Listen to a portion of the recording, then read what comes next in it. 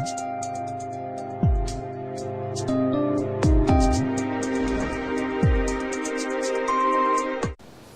this is Sheldon here from the Currency Advisory Desk with today's report. Well, we expect the dollar-rupee pair to trade in a range-bound manner today.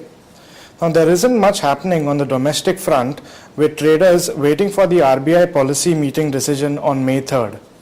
We expect the Reserve Bank to reduce rates by 50 basis points.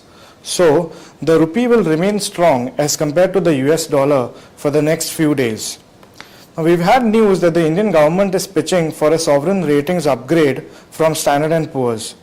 Now, the basis for this being the recent fall in gold and oil, which will help reduce our current account deficit. However, we do not see this happening, as a mere reduction in prices, which has happened across the globe, can get reversed anytime. It's true that the government has reduced subsidies on petroleum products, which by far is quite a bold move. But the major foreign investments that are taking place right now are more on the FII front and not FDI. Hence, until and unless we do not get this straight, the talk of any ratings upgrade will not materialize.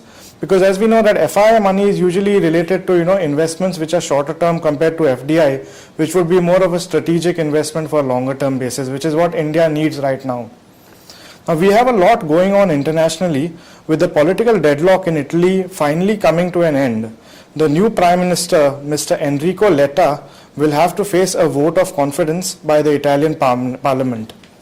Now, the euro is trading lower against the US dollar. We had a good set of fundamental data from the United States yesterday. The unemployment claims came in lower at 339,000 versus an expected figure of 352,000. This, along with the statement from Goldman Sachs that ECB should reduce rates at the next meeting, which will be held on the coming Thursday, added to the weakness in the euro-dollar pair. Now, along with this, Spain also reported a record level of unemployment at 27.2%, which is very disturbing for the European Union. Now, we advise a short sell in the euro-dollar pair at around 1.3040 levels.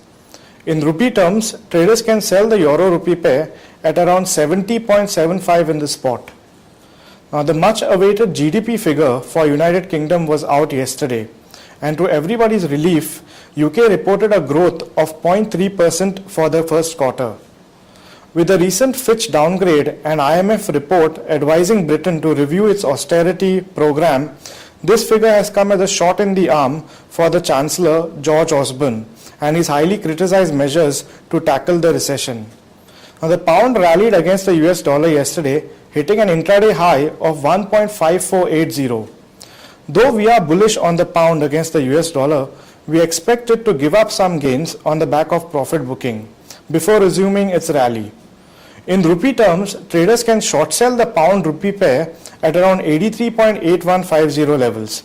In fact, yesterday when we were across the screen, we saw the pound rupee pair just gave a spike as soon as as soon as the British GDP figure came out. So anyone who was on a long position made quite a decent profit intraday yesterday. Now, today is a very important day for the Japanese yen.